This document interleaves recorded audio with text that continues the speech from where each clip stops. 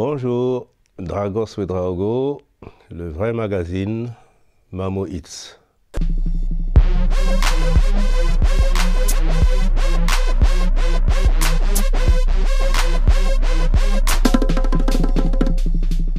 Donc moi c'est Dragos Ouedraogo, je suis professeur à l'université de Bordeaux, à la faculté d'anthropologie sociale.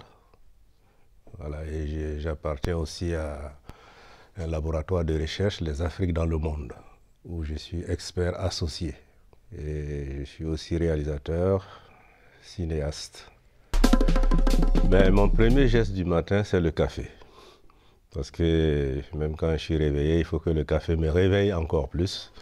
Donc je vais directement vers la cafetière et je commence à préparer le café. Et en attendant qu'il soit prêt, j'écoute les informations.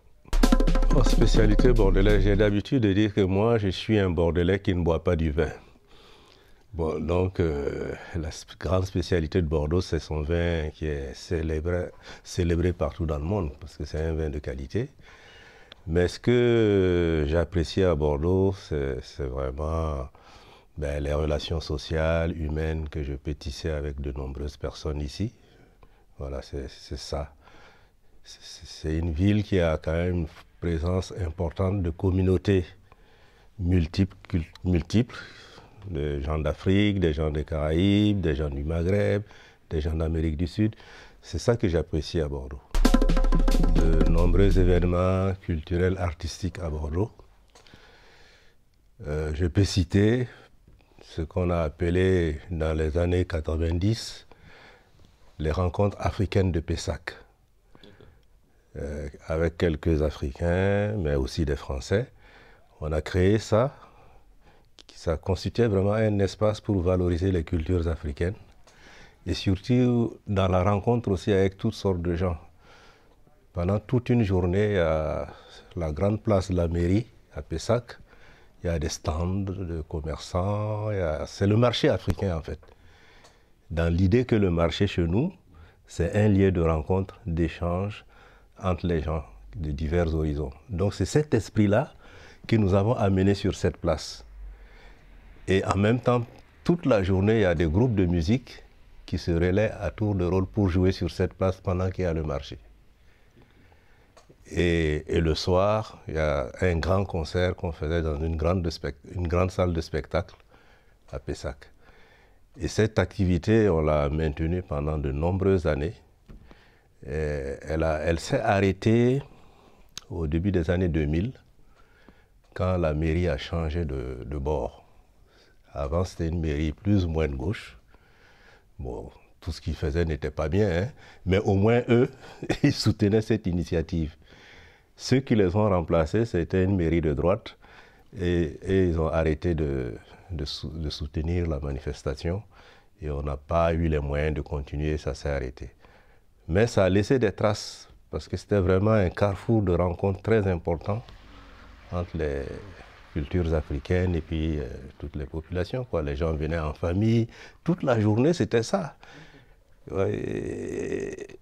Bon, toi qui es là maintenant, tu te rends bien compte que les espaces de rencontre ne sont pas évidents ici. On se croise. Mais là, on avait pu installer cet événement-là qui avait du succès. Alors, un autre événement culturel auquel j'ai pu participer longtemps, c'est les rencontres cinématographiques africaines, qui était un festival, voilà, qui se déroulait vraiment sur une semaine, 8 jours, où on programmait des films venant de différents pays d'Afrique, on invitait les réalisateurs. La programmation se faisait dans différentes salles de cinéma ici à Bordeaux. Et puis, voilà. Cet événement, il date quand même de 89.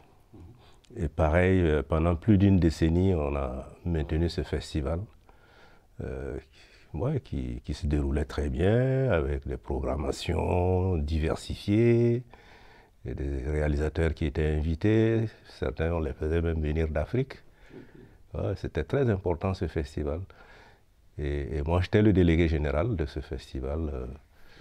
Il s'est étalé sur plusieurs années aussi. Et là aussi, progressivement, ceux qui nous donnaient les moyens de le réaliser ont commencé à retirer leurs billes, tout en disant de manière hypocrite que votre événement est important. Mais pour des raisons je ne sais quoi, bon, malheureusement on ne pourra pas vous soutenir cette année. Et d'année en année, ils ne nous soutenaient plus du tout. Voilà, et ça s'est arrêté. Voilà, ça c'est deux événements importants sur le plan culturel et artistique que je peux citer. C'est un documentaire de Jean-Marie Thénault. Le titre ne me revient pas, mais en fait, il a suivi un Ghanéen qui vit aux États-Unis. Non, c'est une femme d'ailleurs, qui vit aux États-Unis et qui doit revenir au Ghana parce que selon la tradition de sa communauté, elle doit être désignée comme reine. Mais cette femme, c'est une universitaire qui était dans une brillante carrière aux États-Unis et qui doit se défaire de son parcours académique pour venir suivre la lignée familiale traditionnelle qui la désigne comme devant succéder à son père qui était le roi, et c'est elle qui doit devenir la reine. Donc le film montre... bon, c'est un documentaire assez intéressant qui montre comment on peut passer la culture américaine, la vie sociale américaine, et puis revenir aux sources, quoi. C'était ça le propos du film, avec toutes les contradictions que ça suscite chez la personne, et puis les regards aussi que la communauté d'origine aussi voit en elle. Bon, est-ce que vraiment elle sera capable, puisqu'il y a longtemps qu'elle vit aux États-Unis, elle ne pratique plus nos cultures, comment elle va venir débarquer être notre reine, quoi. Oui, il y a tout ça qui s'est joué dans ce film. Je suis arrivé à un stade de mon parcours d'enseignant à l'université de penser la transmission dans nos pays, en Afrique. Donc depuis un certain temps, je développe plutôt mes enseignements en Afrique, bon, au Mali, au Burkina, en Guinée, au Gabon, dans différentes disciplines. Au Mali, en anthropologie, j'enseigne l'anthropologie de la santé. Voilà, j'enseigne aussi les méthodes de recherche liées à nos propres cultures, parce que faire la recherche chez nous et faire la recherche ici, c'est pas pareil. Parce que chez nous, faire la recherche, c'est surtout aller au sein des populations et recueillir leurs témoignages, leurs réflexions, leurs vécus. Voilà. C'est pas aller simplement dans une bibliothèque. Oui, on peut aller dans les bibliothèques, encore que chez nous, les bibliothèques ne sont pas développées. Donc voilà. Du coup, ce que j'enseigne aux étudiants là-bas, quand je suis en mission, c'est comment faire la recherche sur le terrain auprès des populations. Voilà. Comment les amener à nous livrer ce qu'ils savent de leur environnement et comment nous pouvons collecter ces données pour ensuite mener une réflexion dessus. Voilà. Donc c'est ce que j'enseigne là-bas à des étudiants qui sont en Master 2, certains aussi qui préparent des doctorats, des choses comme ça. Et quand je vais au Mali, je reste 3-4 mois. Et quand je suis au Mali, en dehors de ces moments d'enseignement à un niveau universitaire, je suis en lien avec les jeunes des quartiers. Voilà, les jeunes de quartier, ateliers de cinéma, ainsi de suite. Voilà, tu vois, donc je développe ça beaucoup. Et dans l'idée de transmettre le peu que moi j'ai appris, que je puisse aussi le transmettre dans nos pays, quoi. Ouais, ouais. Alors, au Burkina, bon, qui est mon pays d'origine, là je vais chaque année à l'école de cinéma, l'Institut supérieur de l'image et du son. Et là-bas, je donne un cours sur la réalisation. La réalisation du film documentaire de création. Donc je reste en général un bon mois. C'est assez intensif, mais bon. Alors, et dernièrement, il y a le Gabon.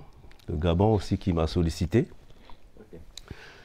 Mais il reste à caler les moments où je peux aller parce qu'ils viennent de créer une école de cinéma. Okay. Voilà, ils souhaiteraient que je vienne aussi y contribuer par des cours ou autres avec les étudiants. Voilà. Donc, c'est des projets que j'ai développés au fur et à mesure. Au cours des années 2000, voilà, la période Covid, il y a eu un frein parce qu'on ne pouvait pas voyager. Bon, mais ça reprend. La même expérience aussi avec la Guinée, ça va se faire, quoi. Ils ont une école qui s'appelle l'Institut des Arts. Dans cet institut, il y a le côté cinéma, il y a le côté musique, il y a le côté multimédia. C'est une école d'art, en fait. Et moi, je verrai avec eux comment on peut s'organiser pour que je vienne un certain temps donner des cours au niveau du cinéma, quoi. Voilà. Alors, je fais la même chose aussi en Amérique du Sud, au Brésil, où là c'est une faculté d'anthropologie dans le nord-est, une ville qui s'appelle Natal, où je donne des cours d'anthropologie et de cinéma. Donc, voilà. Donc, ce qui fait que mon activité, c'est de plus en plus, c'est un peu ici, beaucoup là-bas. Voilà, c'est ça. Bon, sur le plan cinématographique, alors j'ai fini un tournage il n'y a pas longtemps et on est en montage. C'est un documentaire que j'ai fait ici, à Bordeaux et aux alentours, sur les luttes contre les violences conjugales. Parce que les violences conjugales, c'est vraiment un fléau social. En France, mais pas qu'en France, dans beaucoup de pays du monde, c'est lié à la domination de la femme dans nos sociétés. Et donc j'ai fait ce documentaire et on est en montage actuellement. Bon, j'espère que d'ici le mois de juillet, on aura fini, quoi. Et pour faire une avant-première début septembre. Voilà. Alors il y a un autre projet aussi sur lequel je travaille au Mali. J'ai commencé le tournage et il me reste à retourner là-bas pour finir le tournage et commencer la post-production. C'est un film documentaire sur la médecine traditionnelle. Voilà. L'objectif de ce film, c'est de valoriser le savoir qu'ont nos populations, des guérisseurs, des guérisseuses sur les plantes. Et les plantes médicinales, mais pas que les plantes, il y a pas mal de savoir qu'ils ont. Et il s'agit de valoriser cette médecine qui a été aussi longtemps marginalisée par la médecine qu'on dit moderne, quoi. Alors qu'en fait, ils ont des capacités de soigner des maladies que quelquefois même les médecines conventionnelles n'arrivent pas à soigner. Bon. Le but, ce n'est pas de dire l'un est mieux que l'autre. C'est vraiment faire en sorte qu'il y ait une collaboration pour que ces deux médecines voilà, soient en intelligence, collaboration, pour voilà, permettre aux populations d'accéder à des soins. Et puis voilà, de vaincre les maladies, et puis voilà, en prenant en compte les valeurs positives de chacune de ces deux médecines, quoi. Donc le film, c'est ça. Et bon, le tournage, j'étais bien avancé, hein, il ne reste plus beaucoup de choses à faire avant de passer au montage, quoi. Voilà. Bon, alors j'ai un autre film en préparation. Là, c'est par rapport à la guerre qui se déroule actuellement au Sahel. Tu vois, les groupes armés terroristes qui sèment la désolation et la terreur dans plusieurs zones du Sahel, au Mali, au Burkina, au Niger. Voilà. Cette question-là, ça me préoccupe et je voudrais faire un film sur ça et surtout montrer au niveau des conséquences comment les gens sont déplacés de leur village et se retrouvent dans des zones où il n'y a rien pour eux, ils ont tout perdu. On les regroupe quelquefois dans des centres qu'on appelle les centres pour les déplacés internes. Donc le film va porter sur ça. J'envisage de faire une partie de film au Mali, une partie du film au Burkina et une autre partie au Niger. C'est les 3 pays qui sont vraiment concernés par